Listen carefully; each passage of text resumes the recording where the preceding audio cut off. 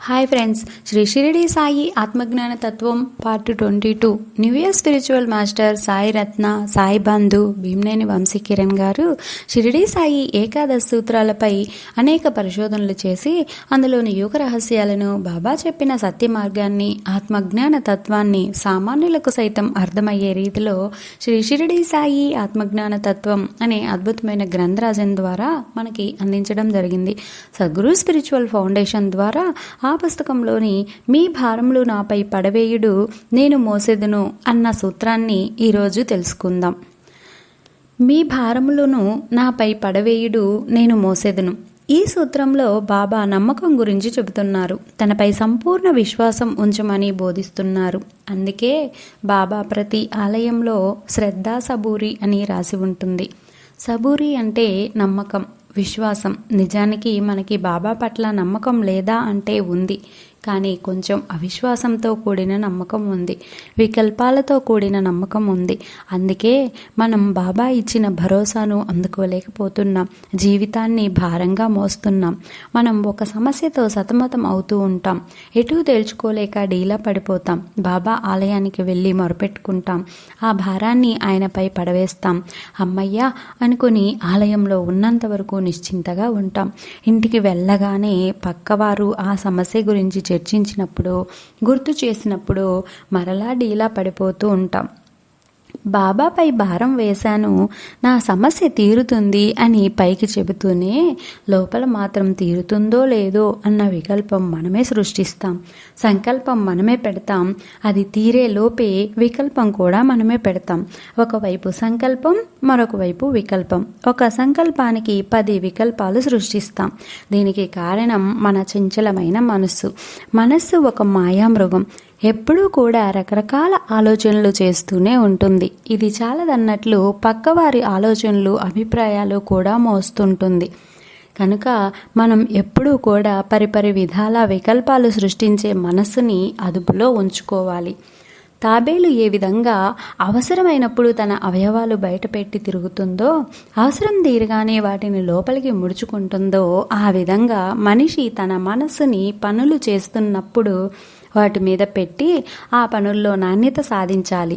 ఏ పని లేనప్పుడు మనస్సు రకరకాల వికల్పాలు సృష్టిస్తుంది. కావున వాటిని శూన్యం చెయ్యాలి, అంటే ధ్యానం చెయ్యాలి. ప్రతిరోజు 1 గంట చొప్పున శ్వాస మీద ధ్యాస ఉంచి ధ్యానం చేస్తే మనస్సు శూన్యం అవుతుంది. ఇలా మనం 40 రోజుల పాటు చెయ్యగా ధ్యానమే మన జీవితంలో ఒక భాగం అవుతుంది. అప్పుడు ఎప్పుడూ కూడా ధ్యాన స్థితిలో జీవిస్తాం. అనవసరమైన ఆలోచనలు తగ్గిపోతాయి, వికల్ప రాహిత్యం సిద్ధిస్తుంది.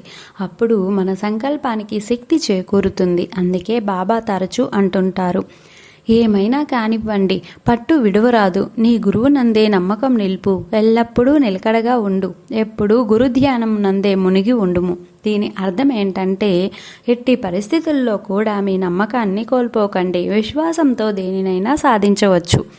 గురు ధ్యానం అంటే గురువుతో మమేకం అవడమే. మరలా బాబా అంటారు, మీ ఆలోచనలు, సంశయాలు, భయోత్పాతాలు చల్లార్చుకోండి. ఎవరికైతే నమ్మకము, ఓపిక కలవో భగవంతుడు వారికి తప్పక రక్షించును.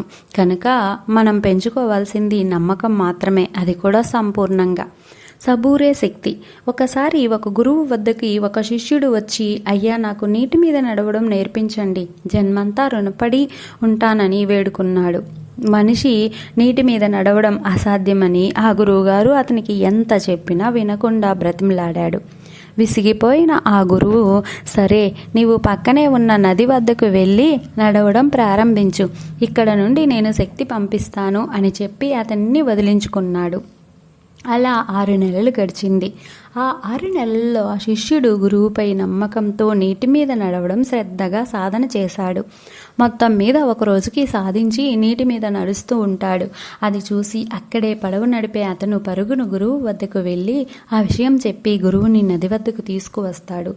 ఆ గురువుగారు ఆశ్చర్యంతో నోరు వెళ్ళబెట్టి చూస్తాడు.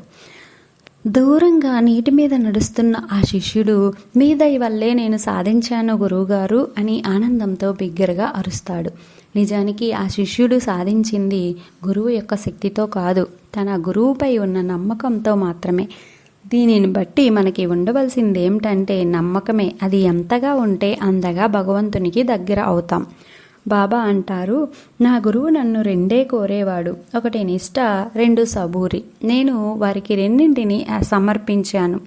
అందుకేనేమో బాబా మందిరంలో శ్రద్ధ సబూరి అని రాసి ఉంటుంది. సబూరి అంటే నమ్మకం. గురువుపై నమ్మకం పరిపూర్ణంగా కలిగి ఉండి శ్రద్ధగా సాధన చేస్తే ఫలితం వస్తుంది.